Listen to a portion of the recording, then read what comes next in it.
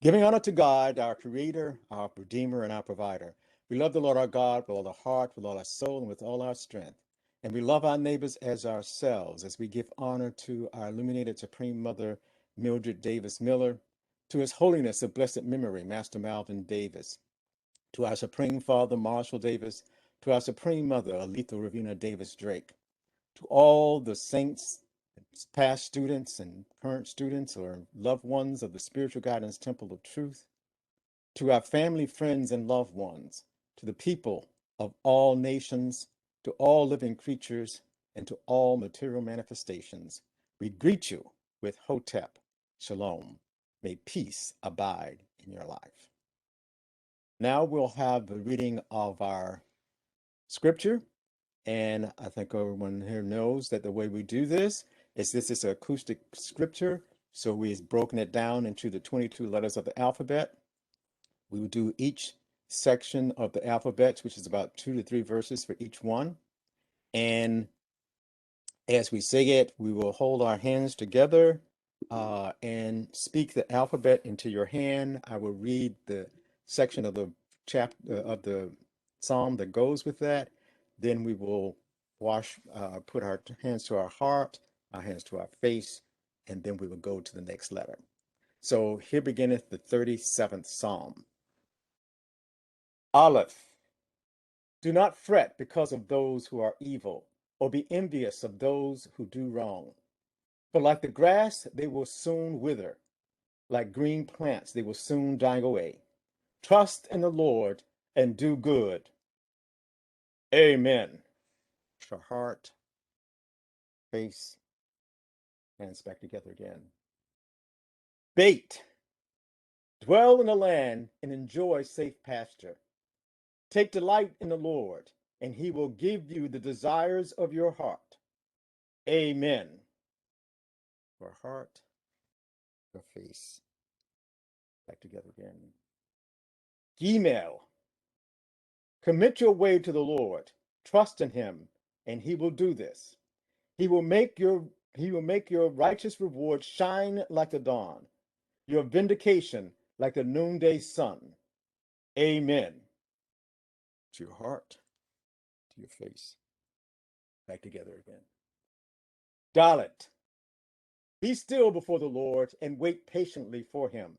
Do not fret when people succeed in their ways, when they carry out their wicked schemes. Amen. Wash your heart, your face, back together again. Hey, refrain from anger and turn from wrath. Do not fret. It leads only to evil. For those who are evil will be destroyed, and those who hope in the Lord will inherit the land. Amen. Heart, face, together again. Vav, a little while, and the wicked will be no more. Though you look for them, they will not be found. But the meek will inherit the land and enjoy peace and prosperity. Amen. Heart, face, back together again. Next letter. Zain. The wicked plot against the righteous and gnash their teeth at them. But the Lord laughs at the wicked, for he knows their day is coming. Amen. To your heart, face, back together again. Het. The wicked draw the sword and bend the bow to bring down the poor and needy, to slay those whose ways are upright. But their swords will pierce their own hearts, and their bows will be broken. Amen. Heart, face, back together again. Tet. Better the little with the righteous that the righteous have than the wealth of many wicked. For the power of the wicked will be broken, but the Lord upholds the righteous. Amen. To your heart, face, back together again. Yud.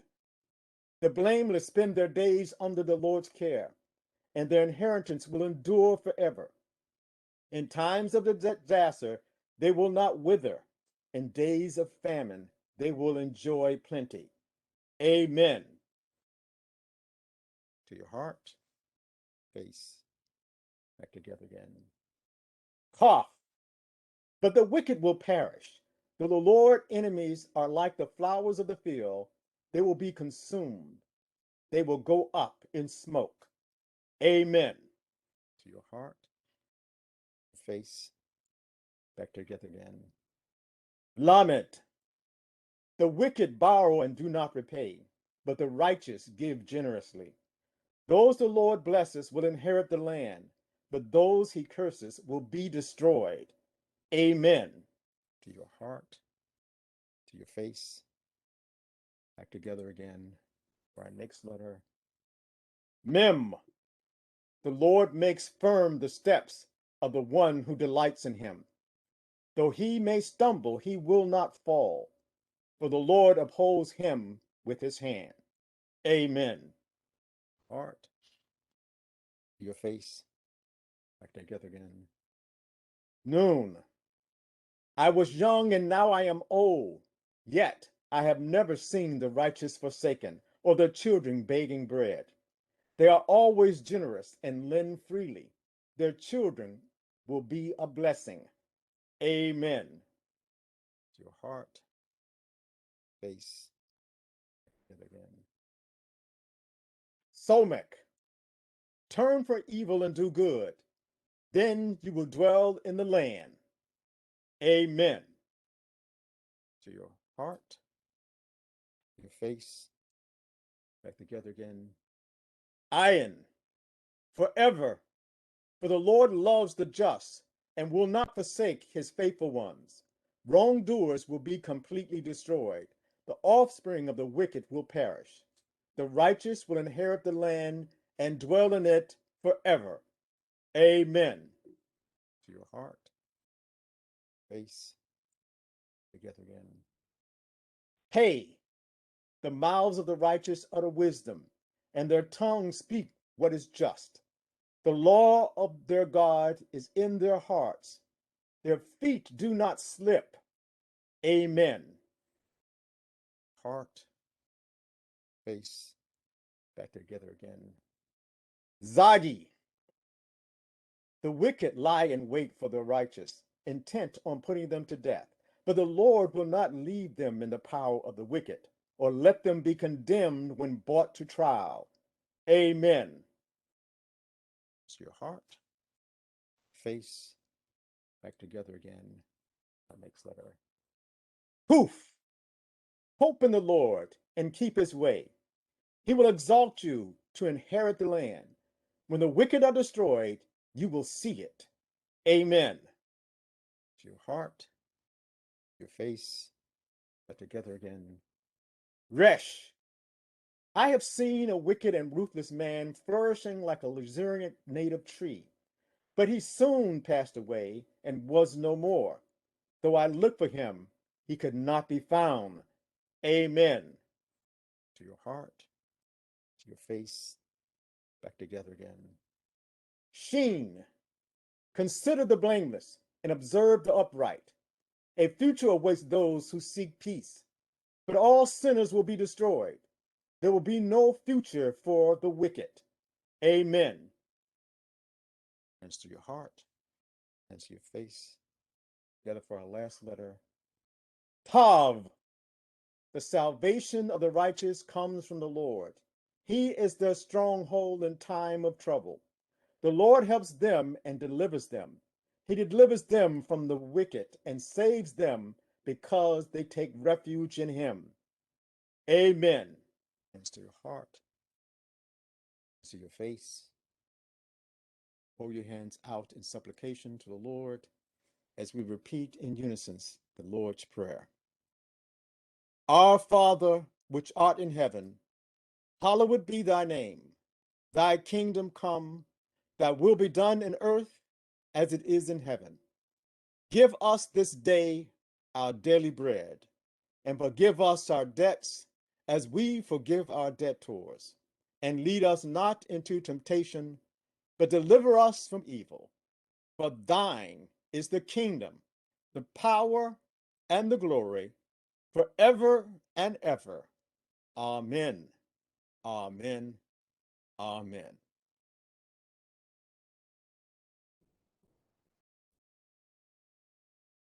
Okay, I just got a request to send the link again, and I'm going to do that before we go to our song.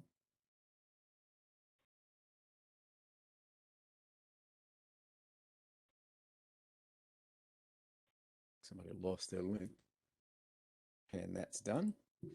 And our song is "O Master, Let Me Walk with Thee." I'm going to make sure that I have this set up correctly because I've been, yes, that should be able to hear. And the first line of it is, "O Master, let me walk with thee."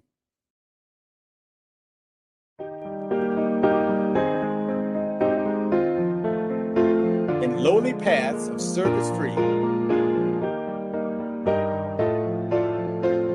tell me thy secret, help me bear the strain of toil, the fret of care.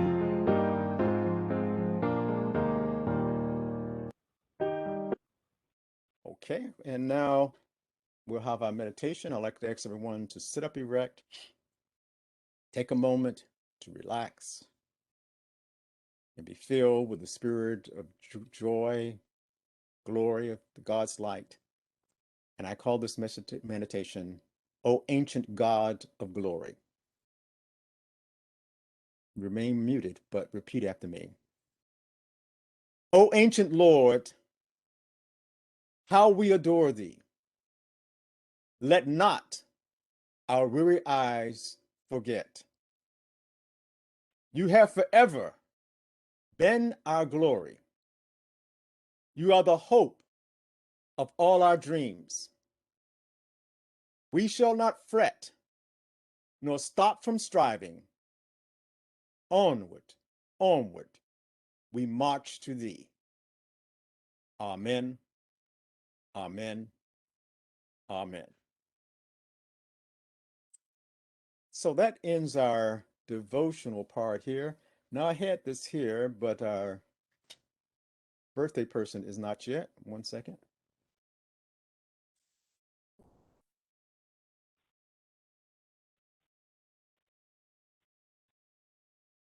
Just messed it up. Hold on one second.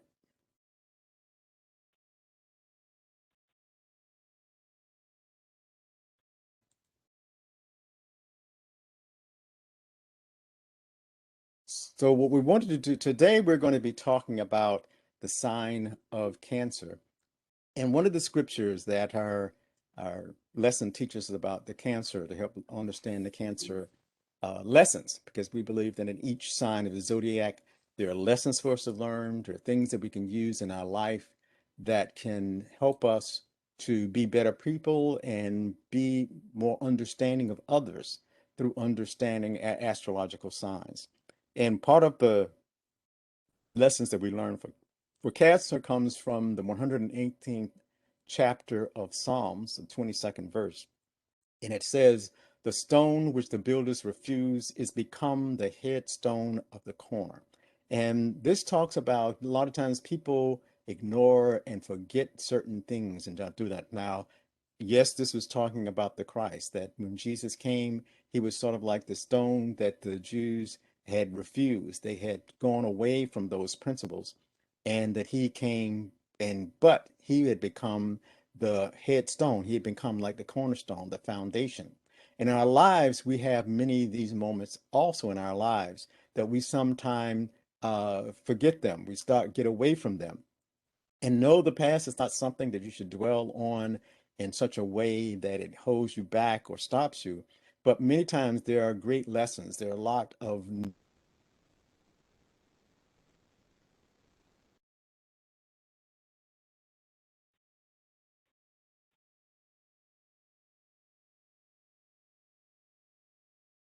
nuggets that are there in the past from what I'm learning. But again, not learn them to go and try to say, oh, I want to go back into the past and try to relive that, or I need to find this person again. but you need to get the wisdom and knowledge and understanding that comes from that, and let that be a nourishment for you to continue forward in your life. So those are some of the things that we'll look at when we're trying to learn this lesson on Cancer, the crab. And I'm going to use a text that I've written before to go over this. And in this, we call this the lesson of the crab. This is a lesson I used to use a lot of times when I was teaching people. I know, I think I wrote these lessons originally to go to the general public, to show them how we looked at the signs of the zodiac, and we saw them as lessons in a uh, newsletter we used to have. And in it, when it talks about the crab, this lesson said, the crab is a scavenger. Crab is a scavenger. It is a creature that feeds on dead animal flesh or other decaying organic matter.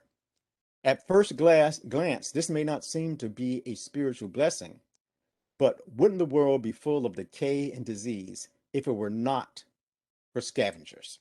So first thing is saying that usually when we look at scavengers and we see them as these, uh, sometimes we'll call them like bottom feeders, or the ones that are feeding off of the things that are decaying around. We don't look at the process that they're providing of actually cleaning up some of the things that are around them. We just look at them and, oh, they're eating the dead stuff, but who wants the dead stuff to just sit there and rot? Wouldn't it be great if there was some type of system that would come and reprocess and re-engage that energy or that life force into something that can be a better?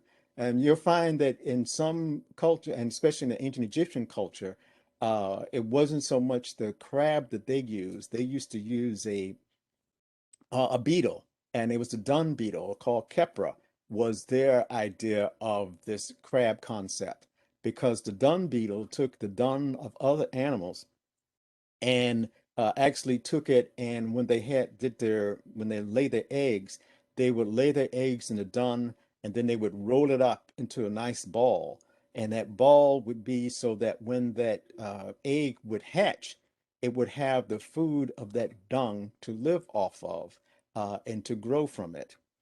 Beetles are also other animals, like even the fly, which you feel is a terrible thing, especially when you see maggots. But even maggots eat rotten flesh, but they don't eat good flesh. So there's sometimes in medicine, if you have a scar that has a lot of dead meat in it, and they know it has so much dead or decayed meat in it that if they would go in there and cut it, that they would have to cut out so much good to get to the part that's bad, that they will use something like maggots, and they would put the maggots in that wound, and the maggots have that quality that they will go in, and they're only going to get rid of the decay. They're not going to touch any of the good flesh. So you can have that wound completely cleaned of its decay, without cutting into the good. Because to actually use surgery to get that out, they would have to cut into your good meat or good muscle, and then leave you with much less of good muscle, just to get rid of the evil. But with the thing that's like the maggot or the scavengers, they get rid of that negative part without messing with the good part. So it's saying that even though we call them scavengers, we have to look at they also serve a divine purpose. They are part of the great plan to keep correcting things and to make them better. In the lesson, it says, in fact, in chemistry, a scavenger is considered to be a substance that removes impurities when added to a mixture, or counteracts the undesirable effects of other constituents. So it's saying that even in chemistry, they use the term scavenger to actually mean something that removes impurities. So when you add it to a mixture, it actually either counteracts or destroys the undesirable elements of anything you have constituted. So that is what they would call a scavenger in chemistry. So it's showing that a scavenger can have a wonderful, beautiful effect in your life. It can have that, and it can do it without destroying the mixture, because that's what you really want. You want something is, can it attack the things that I don't want in my life without trying to get rid of the things that I do want in my life? So only the good be left is what a scavenger's job is. So the lesson goes on to say, so from a spiritual point of view, the crab represents the power to cleanse the world of impurities and undesirable elements. And I'll read it again.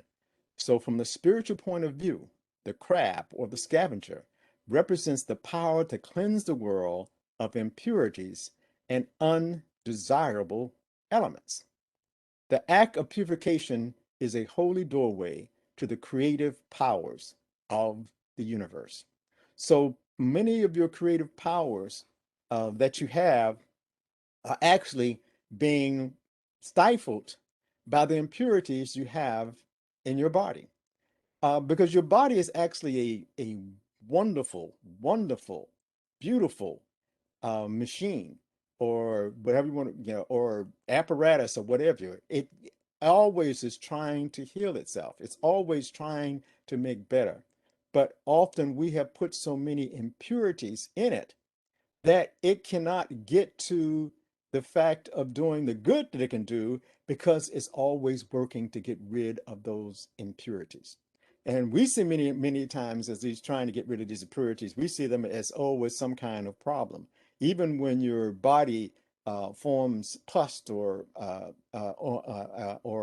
some type of element in it, it is doing that to try to get rid of the impurities. And many times we'll try to get rid of the pus or the sore and not knowing that, but wait a minute, are you going to get rid of the problem that caused your body to want to put that sore? Because your body was trying to do its best. Your body just didn't decide, oh, you know something, I think I'll make some pus today, or I'll make a sore today, or I'll make a scab today. It had a definite reason for that scab. It had some impurity that's saying, your body is saying, I don't want this in me. Whether we call it abscess or whatever, it says, I don't want this in me, and I'm going to do something about it. I'm going to try to do as much as I can to move it. And many times the body does not have the full capabilities of moving it completely out. So it would do other things like put white cells on it to make those white cells try to do exactly what the crab is, to try to eat away at that impurities. And so many times when we're having our healing, what we're just trying to help the body to do what the body does best. The body actually tends towards keeping you healthy, but from the things that you feed it, the things that you give to it, your body is actually many times fighting a losing battle against you, or against us, I should say. It's fighting us to be able to try to keep us healthy with all of the things that we're giving it that are not beneficial to it. So remember, our bodies are these beautiful apparatuses, these beautiful gifts that we have from God that are trying to do the best it can to make us healthy, to make us well, to make us loving beings. But the body has to deal with the things that you give it. And while it's dealing with those things that you give it, it uh, it loses a lot of times, and it loses, and then we say, "Oh, I am sick," but not looking at the fact that you actually have helped to build up that problem after years and years of ignoring the warnings of the body. And then when it gets to the point where you have to give in to that thing, then we want to say, oh, the body did something wrong. The body, uh, mistook what I wanted it to do and started doing this crazy thing, or because of heredity or some other thing, this had to happen to me. But if you keep yourself pure, if you keep yourself straight, and use some of these scavengers, use some of these things that will help to clear up those things that we have in life. And sometimes the clearing up the things might even be taking a laxative or whatever. But it's help. What are you doing to clean up the impurities in your life? Next page. So the lesson goes on to say the word crabs comes from an Indo-European root, gereb, that means to scratch, to cut, to carve, to crawl, to draw, or to write. So it means that the word gareb uh, has been used to form many words, but even the word scratch, to cut into something, to carve, to crawl, to draw, or to write. So it shows that many times in dealing with this, with those type of things, it actually means that you have to dig into it, or bear down into it. So it represents digging into that which exists to sustain or preserve life. So it means that you sometimes got to dig into the surface of things. You sometimes have to penetrate into them. And many times we don't get healing because we say, oh, it's going to be uncomfortable. And the sad thing about it is, to avoid something that is uncomfortable, we will let something that is actually detrimental to our life go on. And so yes, sometimes it takes the uncomfortable things for us to be able to preserve life. We have to sometimes dig into those things to do it, but we need to dig into them in a way that we're not trying to prolong the uncomfortable part, but we just try to go through that uncomfortable part so we can get at that which is a problem to us. The lesson reads, in this way, the past serves as a creator of a better future, much like a father creating a son that will inherit its wealth.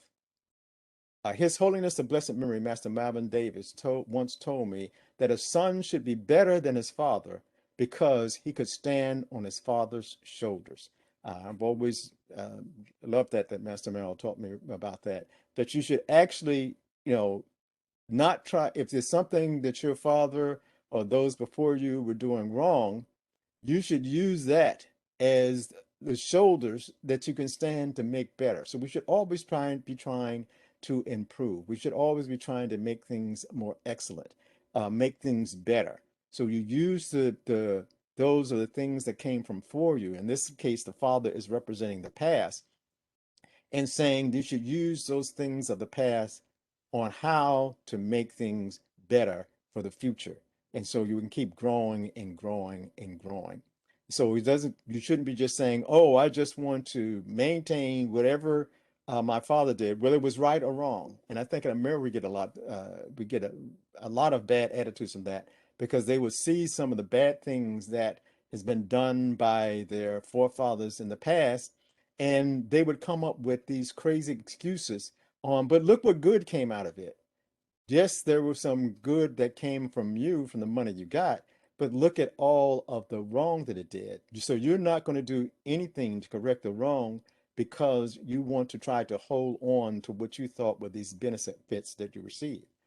They should be, even America should try to want to be better than those that caused those problems in the past, not try to hold on and say, oh, we're just going to cover it up. We're going to just say just, oh, it was good. Don't say anything. It's like, don't say anything bad about our forefathers because somehow that is going to be insulting to me, rather than saying, just take an attitude.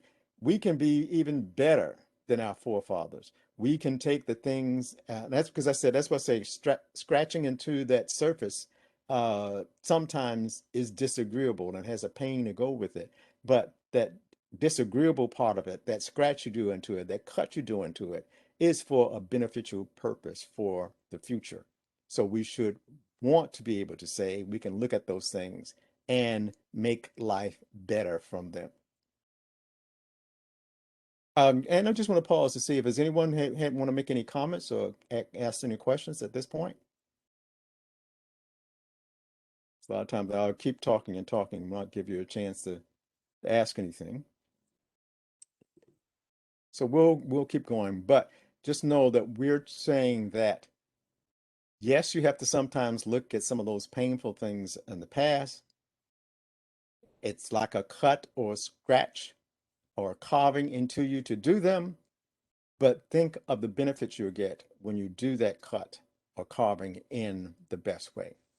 To continue with the written lessons, it says, other creatures may look at the remains of the dead as rubbish, but the way of the crab is to carve out the value that remains even after it seems to rot. So it means that even though they see the things there and we see it, and that's what a lot of people say, it's in the past, so you totally forget it. No, it's in the past. So you have to make sure that those parts of that that are rotten in the past are done away with. It's a part of the process of elimination. You need to eliminate those things that were not consistent with what was your overall goal, and not just say, oh, but because we made a little progress through that, that we will not try to improve. And we always should be trying to improve, always trying to make ourselves better from even the things in the past. So it is important to understand the urge of the crab. It seeks to sustain and preserve life, no matter how vile the circumstances. So it's saying that's what the crab is really, what is this urge? Why does it do this? Why does it go into these things? And it's saying because that crab is seeking to sustain and preserve life. And no matter how vile the circumstances it has to deal with, it is saying is, I need to make life better. I need to preserve the living. Because remember, most time, or like when I was talking about the scarab and the fly and the what you call them, they were giving things that they could feed to their children that would preserve life. And that was always seen by the ancients as a way of saying, out of these problems of the past, out of these things that seemed like they were rotten, there was still this idea of, but can we use that to make something better? Or are we going to just let it sit there and continue to rot? Because when you let it sit there and continue to rot, it's just like I was saying, what happened to our body sometimes, that we have these problems and we just keep the problem there and let it just continue to rot. And if it continue to rot, it just gets to be a bigger and bigger problem because you've never dealt with the real errors that were a part of that. And it's for to really be in complete health, you need to get rid of the errors of the past, get rid of them, even though it may be a bad circumstances that you have to do to get into it. So many always talking about power of positive thinking, the power of positive thinking. And the power of positive thinking is good, but you have to deal with the truth. And this, I'm not talking about negative thinking, but I'm talking about dealing with the truth. If you're not dealing with the truth, don't try to make it so positive that you can't deal with the facts. You can't deal with the truth of the thing. So you can see both the things that need to be continued and those things that need to do away with. So be like the crab, be willing to do whatever it takes to sustain and preserve life. A written lesson goes on to say, while this urge may be affection, the action of scratching into the past often is very upsetting to others. And this is saying this, and cancer people find this a lot because a lot of times they find that they are actually doing something out of affection, but they're bringing up the past, which people don't like. So that action of scratching into the past often is very upsetting to others. So, as a written lesson says, instead of seeing how you can purify ourselves by digesting the value of our past experiences, most of us are sickened by the mere thought of retrospection. So it means that a lot of us, just to think that we got to think back on the past, especially when you know something in that past was uh, not so pretty. It almost sickens us to even think about that. But the crab shows us that if you're actually going to show affection, sometimes you got to deal with those things that actually are in the past. but you still want to deal with them in a way that you are processing them. Not that you're going back trying, and we're going to talk about later, it's not so much going back to try to relive them and to punish. We got to get out of that idea that we do these things so we can find some type of punishment, some type of revenge against the other person. What we're looking for is how do we process that to make the future better? And the written lesson says, we keep hoping for a better future without using the past as a stepping stone or foundation to a better tomorrow. And this relates back to saying that the stone that you refuse can actually be a foundation of making things better. And we want to try to learn to live our lives so that we use that better purpose for our lives. And again, I'm going to say, any comments or questions so far? And if not, we'll go on. Say, for most of us, the errors of the past leave a bad taste in our mouth. So now we're going to be talking about how do we deal with this. Say, for most of us, the errors of the past leave a bad taste in our mouth. And maybe that's why the crab is such a good symbol for this purifying influence. It food, its food, and we're talking about the crab, goes almost straight from hand to stomach. I'm going to go again. When the crab eats, its food goes almost straight from its hand to directly into its stomach. Say its mouth is basically an opening that also helps push food directly into the stomach. So the mouth of a crab is made so when food comes in it, it goes straight to the processing factory. In other words, the crab starts to process its morsels of dinner immediately. Taste is not an issue. And I think that's an important lesson because a lot of times we think of things in the past, we think that we're going to have to deal with how bad it tastes. We're going to have to deal with um, what we didn't like about it. And almost the crab's body shows us that you're not doing this for taste.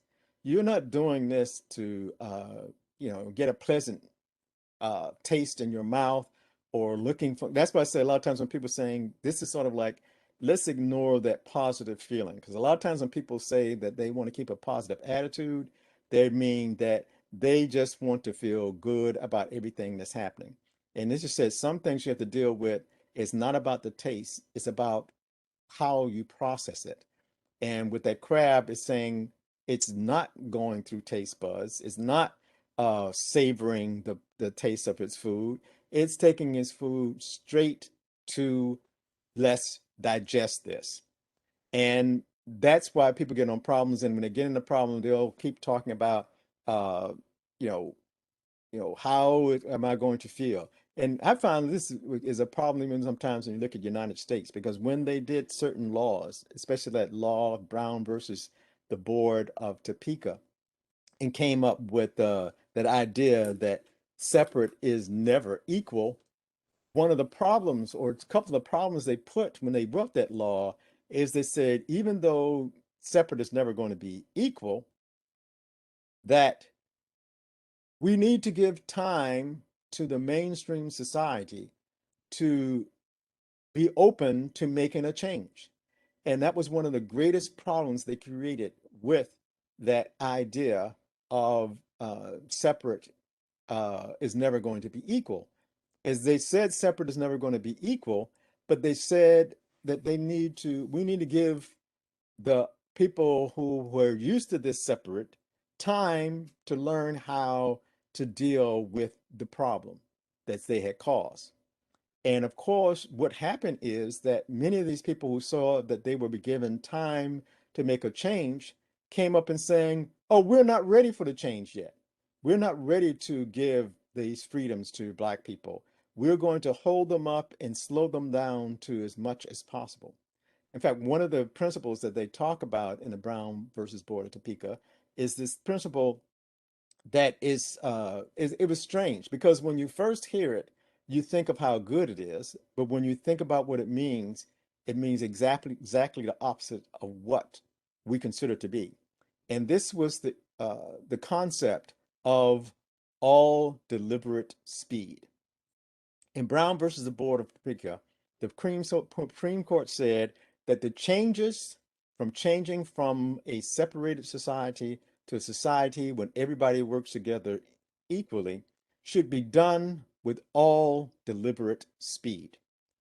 Now, to most people, especially Black people and other ethnic groups, when you say all deliberate speed, you think that they're talking about as fast as possible, that we should be taking some actions to get this done and cleared up as quickly as possible. And that would make it like the crab, that you don't try uh, to figure out or appease it or talk about how you're going to deal with the taste. You don't actually start processing it immediately. But all deliberate speed does not mean as fast as possible. In fact, it means the exact opposite, as slow as possible. If you look at how that Supreme Court defines all deliberate speed, it talks about that you must deliberate or consider everything before you move. That is what all deliberate speed means. It's a speed that you deliberate or go over and make all these all kind of considerations. It means that you are very, very, very considerate of the harm or the changes that have to be made. And when you're going at the speed where you're deliberating over all of the little issues, not doing what the crab is. The crab actually starts, because his food goes straight from mouth to stomach. The crab is about that process of getting things done and correct quickly. But all deliberate speed means that you just go over it and over it and over it and over it. And that's what people a lot of times do in their life that messes up their life about the things they look in the past. Instead of trying to get to the point, get to that what was right and what was wrong, digesting that and making something better, they just want to deliberate over it and go over and over. And unfortunately, even people who are cancer sometimes do this. They get so caught up on going over and over it and spinning their feelings over and over that they get in that trap. But the real lesson of the crab is don't deal with that crap. Don't deal with those feelings. Just take your initial feeling of trying to create the affection and go for that. Forget all of this trying to clear up every little point and every little thing about it. If it was hurtful, it was hurtful. I remember mother once told me about the fact that there were certain problems that happened in the spiritual guidance temple of truth, and one of the ways that she would try to deal with it originally was to have these meetings where everybody would come together and everybody would get the opportunity to say their piece about the issue. And she found that when you had these type of meetings, it ended up into being what she would call a puking session. That everybody would just get up there and they would puke up all these things and they would bring up all these things and it would just get bad, worse. It actually would make things worse and worse because everybody would come up with these things about how this person had hurt me and how this person owed me something and how this person had insulted me, and they would go back and forth because the other person said, "Oh no, I didn't insult you. You insulted me," and you would end up with this very unproductive meeting that would actually cause you to have more problems to have to deal with rather than less problems to deal with. And mother would call these puking sessions, that she wanted to get away from that idea that we're going to come to something good by just having people come and say their piece. But you do need to try to clear things up, but don't clear them up by saying that we're going to try to go over every little thing, every little hurt you had, and do that. In fact, later I learned in the African culture, there's a book called The Healing Wisdom of Africa, and it talks about how they do sessions where they have to find something wrong with anything. And and when I say with anything, is that, like, let's say someone in an African society had did something that the community did not like, and the community wanted to talk to that person about this problem they had caused in the community. The ritual that deals with that, after it gone through all these things to set up a sacred place to have it in, because another principle about the Africans is that you never try to discuss these things in a place that has not been set up to be a sacred place. That you always try to get a sacred place, and that sacred place means that you get you set up the place so that the spirit will be there, because they believe that it's the actually spirit that's going to solve the problem, not so much the people. And so if you don't get that place where it's sacred and have in being filled with the spirit, that you're never going to get to a proper answer in the proceedings. And when you have this, get this place set up, and you take this person who you're going to um, talk about or get to do something, or want them to change, you would first put that person in the middle of the congregation, and you'd have people from the congregation come to that person and tell them why they are important to the community. Now, this is before you ever get to the problem of what they did. You have everyone to come to that person and tell them why they were important to the community. So they would go and remind the person of who was dependent upon them, what things they had done that were of benefit to that community, why they should be a part of that community. And they would do this and have everyone speak on about why that person was important to the community before they would say one word about what they wanted to actually get changed. That would come later. Um, uh, but before they would even get to that, it would actually get to, why are you important to this community? And a lot of times we don't do that. We'll start in attack force, but we will start these meetings by going, say, okay, let's start attacking each other, and have not established the fact that we want to be with each other. We want to be a part of each other. We want each other to be a part of the group. And that's when we were talking about cancer earlier and saying it starts with affection, that their urge is affection. And so to do this thing, you actually have to start with the affection for that person. Why do you want that person to be a part of your life? Having that affection for them. And then after you find out why this person was important to your group, then you can start talking about or bring up some of the things of how that person, and to me, this is one of the most interesting part of it, how that person made other people feel. Now we know that the key phrase for cancer is I feel. So instead of just going there and talk about what this person did to me, we'll say this slowly, instead of when they get to start talking about the problem, they don't talk so much about this person did this to me. They will talk about, how did I feel when this happened? Because they know that many times the biggest problem you have is the person's feelings. It's not so much, because a lot of times when we look at these things, you hear something, or saying the person did, said, and you look at it and said, why was that bad? But what was bad about it is how you hurt the person's feeling. So what they will talk about is how that person felt. Because many times the way that person felt about what happened uh, is not directly connected to what the person who was doing it was trying to achieve. They find that when the other person hear about, uh, you made me feel disrespected. The person is, you get the other person saying, well, I wasn't doing it to try to disrespect you. I, was, I was trying to, do something for myself or do something for my family. I was not trying to make you feel this way. So from the African concept, we first establish the idea that that person should be in the community.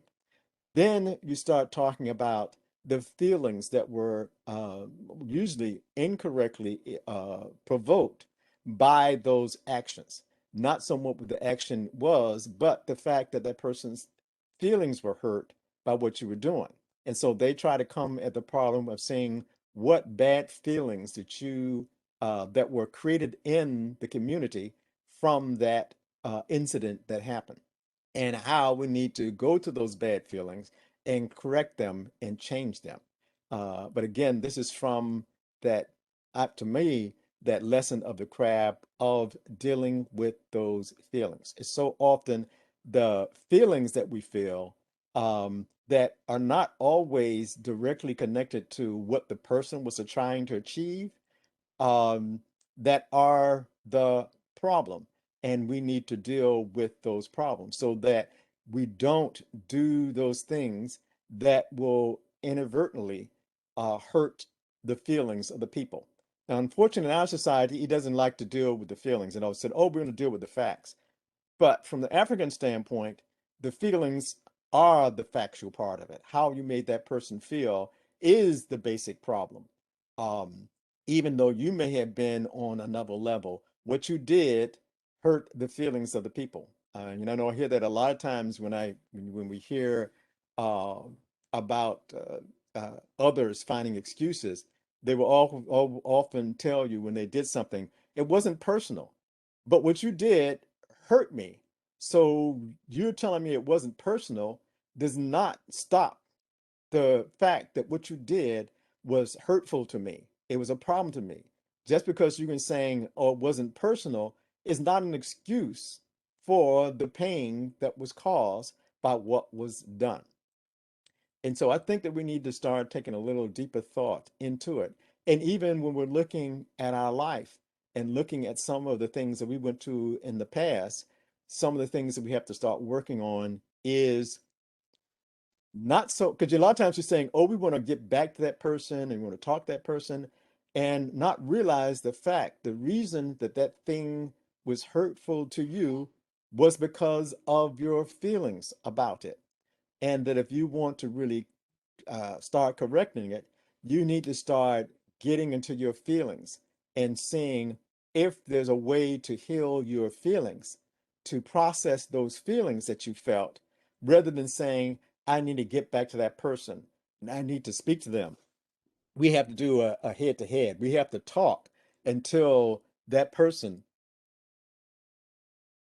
can explain to me why they did it. Because a lot of times when you go to that person, you try to get them to explain why they did it, they're not going to have an answer for you. But if you try to go to the spirit to help you to deal with the feelings of how you felt about it, the spirit can help you to understand and learn more about your feelings. The spirit can work with that. It can work to help you clear up your feelings. It can help you to be able to come above that. Even Master Mal talked about there were some things that happened in his life, uh, uh, you know, in his early life, that at one time what he did is, since he had access to the temple, he would come into the temple every day, and he said, and he would lay up in that higher platform area, and he would just lay down prostrate in that area of that higher thing, and just wait for the spirit to work on him. And he said, and the spirit began to work on him and lift some of those feelings that he had encountered about those things. And the spirit came in and actually lifted some of those things from him so that he could be able to go and continue on his work and go past all of those feelings they had. And many of us, we have these harsh feelings that we've had towards things that we need to deal with them and get with them, but get with them and letting the spirit help us to be able to go in. Because he said when it happened, and this is Master Mal, said when the spirit lifted it from him, he said it was exactly that. He felt that the spirit came and it sort of like gathered up all those feelings, um, put them into a ball, and actually like lift them out of his chest, lift them out of his heart, and just destroyed them right before him there, that all those feelings just unraveled and dissipated in front of him. And often in our life, that's why we're being like the crab, that we're going to work with those feelings. We work with dealing with those feelings and getting rid of them. Because many times that is like that festering sore that is within us. It's that feeling that you're still carrying around, that you've never dealt with, that you still let just eat away at your insides. That is the bigger problem than the other person everywhere. The other person may have gone on and they still may have some bad feelings to, also have some bad feelings towards it. But in many ways, they've gone on because they don't recognize how they made you felt. Only you recognize how you made you felt. And from the African standpoint, only the spirit can help you deal with getting rid of that. Going back to that person is not the answer. And I remember many times when we think about that, these going back to these situations, that's what we think. We think that we need to get back at the person, or we need to get to that person. We need that person. And a lot of times, what we want to do is we want the person to feel the same hurt that we felt, because somehow we think if they felt what we felt, that it's going to make somehow the world a better place. And we call it revenge. If someone did something to me, then I want to be able to do it back to them so they can see how I felt.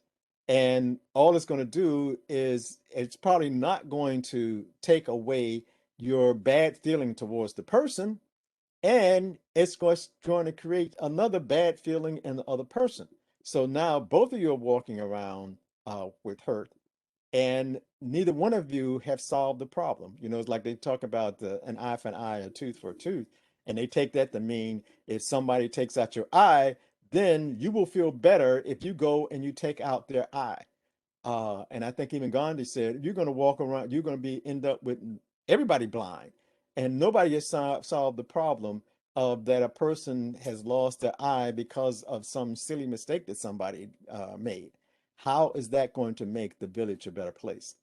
But dealing with that feeling of that person who was injured, and letting them see that there's still a community there that loves them, understands them, and will work to be able to make sure that they can still accomplish things in life, is a better answer than saying, oh, what we need to do is we take the other person's eye out. Because if you can't take the other person's eye out and give that eye to the person that doesn't have it, you've just created two problems rather than one.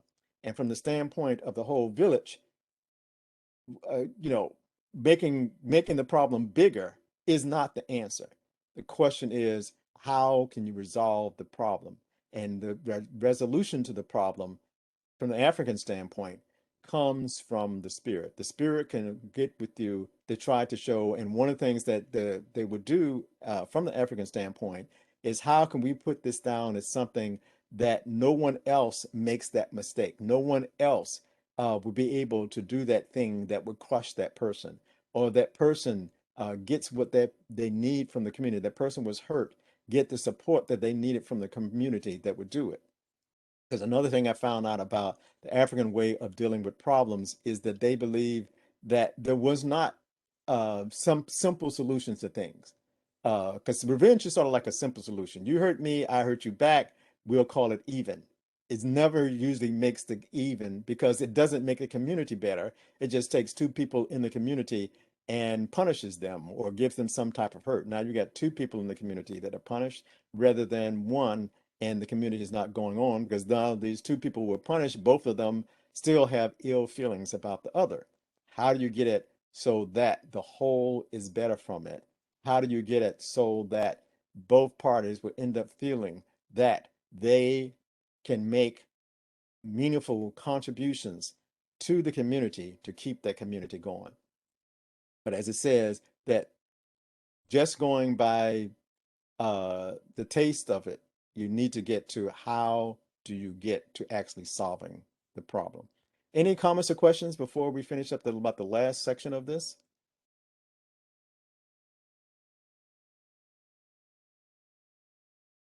If not, I think we're at the part where Sap his stomach, his mouth, the crab starts. Okay. The bitter and sour memories of the past are not to be savored, but processed into life-sustaining energy. The lessons of the past do not cleanse or purify the past.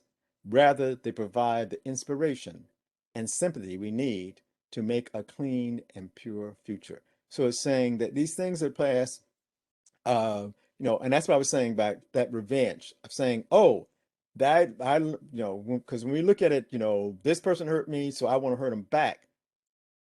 That does not cleanse anything. That does not purify, and it doesn't make the past any better. It's saying, somehow we think it's some kind of scoreboard somewhere that's saying that every time I've been hurt, I want a chance where that other person got hurt, and somehow if I got hurt and the other person got hurt, that's supposed to be balanced. That's not balance in life. Um, what you were saying is, I was hurt. How can I be an inspiration? How can I get the something I need to make a better future from this process? So, as suggested in the passage from the Psalm 119, the stone of truth that you refuse to recognize in the past may be the cornerstone for you to build a better future in life.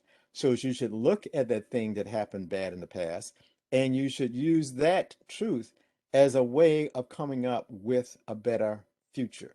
Of looking at that and says, how can from this thing that I learned from that, I can be a better person, especially with some of the um, struggles that we're going through in life, whether it was struggles we went in as being a student somewhere, or struggles we had with some uh, person that we were dating, or all of that. We should look back and say, how can I look at that and recognize what the real problem was? What was going wrong?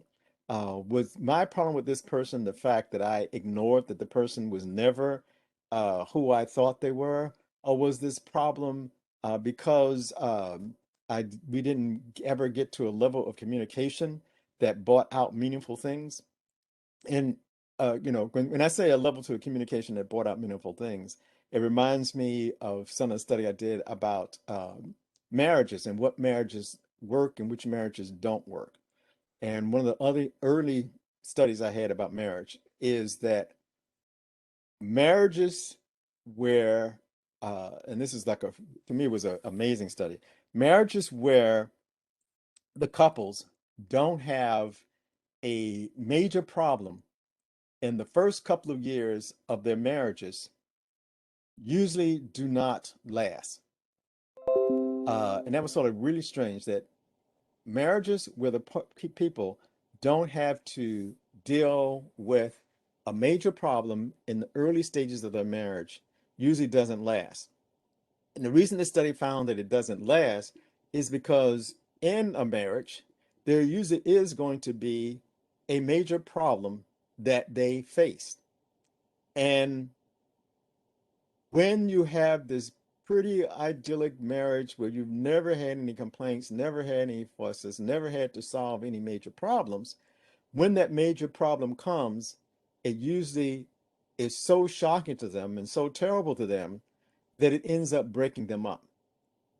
And it showed that marriages where the people had some type of major problem and they solved the problem, they went through it, found out how they can talk their way through it and work with each other, um, and done early enough where they still have some idea that they may need to stay together, that in those cases the marriages seem to find ways to work. Because when you're in a marriage, there'll be several times in your life where you're going to go through some problems, and it's not just one. In a marriage, you usually go through several problems. You go through several stages of trying to deal with problems, and it's either going to be, and all the time we just think it's unfaithfulness problems, but a lot of times with breakup marriages, as much as unfaithfulness, is money problems, that they'll run into a money problem or a difference on how to deal with the children. As many problems that you can have in marriage that is not just unfaithfulness. We think of, oh, unfaithfulness is the only problem you have in marriages. And unfortunately, that's not true. In a marriage, you may have all types of things that you have to learn how to work through them, how to work together, how to know when to give the other person space to follow some of the things, and when you have to put your foot down and saying, I can't deal with that. Let's find another way we can stay together without me having to become involved with whatever it is that you want me to come involved with. So it is a process of learning uh, how to work together, how to communicate, how to get through some of the problems that is actually the more effective way to have a long marriage. And part of, again, some of the African culture, they believe is that that's why in a society you have to put a system in place that knows how to deal with the problems that come up that you already have. That's why they have the elders in the village. Because you actually go to the elders before you even go to court. You go to someone else who had some experiences with dealing with those type of things and help that couple to be able, or the two warring parties, to have some way of being that outside eye of looking at that problem and saying how that we can work on this problem and make this problem better. You need to have that so that they can go about making the situation better. And in a marriage, you have the same way. How are you going to actually deal with a problem? And often it's not just saying, "Oh, it's my way or the highway," and not just, and both sometimes men and women are like that. They believe that, "Oh, I just want to have it my way, or I'm going to leave, or I'm going to get out of this, or I'm going to put the other person out." You have to stop and think: is when you have this major problem coming up, how are you going to deal with it? How are you going to sit down and talk about it? How are you going to try to process and get an answer that's going to be a benefit to that family to move on? So to me, this is this lesson of the cancer, and again, part of that and what cancer teaches you, how you're going to deal with the feelings, because a lot of times the reason that people don't start solving their problems is because they don't want to deal with their feelings. They want to make it seem like, oh no, that didn't hurt me. And a lot of times the person did hurt you.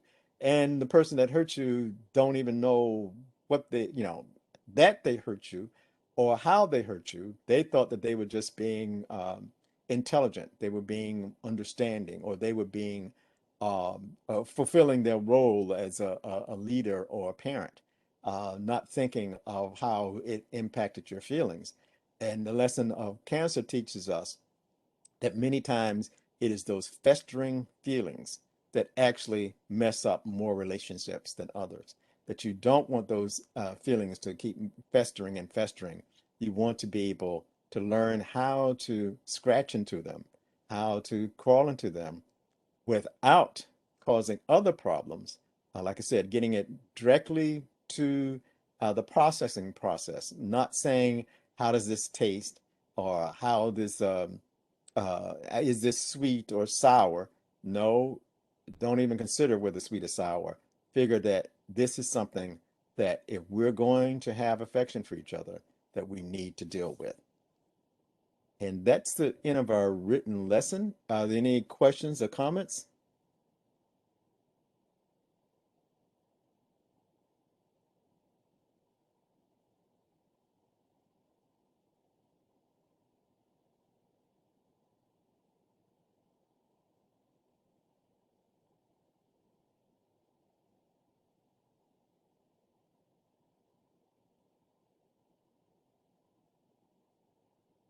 Okay, if there's nothing, um, I know we did have some birthdays that we had, and even though we don't have it prepared, I just wanted to remind us that, and these were birthdays in Cancer, and we know that in July, which is in Leo, we have Deacon Jackson is going to have a birthday on July the 31st.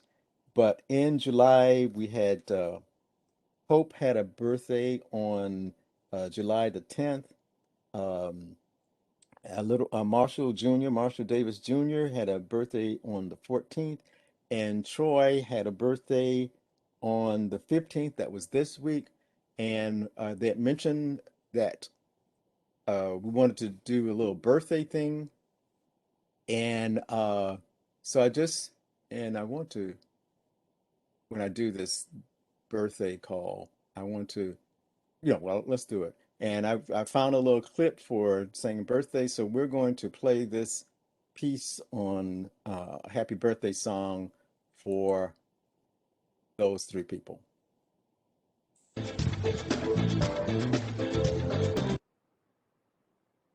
Okay, that was Stevie Wonder singing Happy Birthday. I think he was singing it to Mandela at the time, but to those people who have birthday this month, even though we don't have them with us now, we just like to say happy birthday to you, and we wish you many, many more happy years in the future. And that's to Hope, Marshall Jr., and to Troy. Thank you for a happy birthday. And well, we're wishing you a happy birthday, so thank you. We also like to end with our phrase from our Supreme Mother, Mildred Davis Miller, is I shall thank and praise God for his understanding. I shall thank and praise God for his understanding. So thank you for being with us. Thank you for being a part of our mission to help un help fallen humanity to rise again. I hope these words have been inspiration to you on how you can be that help to humanity, to help them to help us all to understand each other better, to learn how to deal with the problems in life, deal with some of those feelings, but deal with them in an affectionate way that actually will get to the through the hurt into actually resolving some of those problems. And again, this lesson, I'll have it up on our website. It's www.spiritualguidancetemple.org. We are up to date, so I just need to get this one up to get everything in order. And at the website, you can also make donations to us through either through a PayPal or through a check, credit card or check, or you can make donations to us through Zelle or Cash App through my cell phone number at 954-549-4713.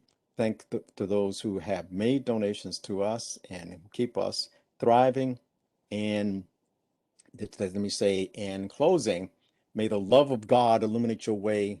May the will of God direct you each day. May the truth of God all errors depart. And may the peace of God forever dwell in your heart. Amen. Amen. Amen.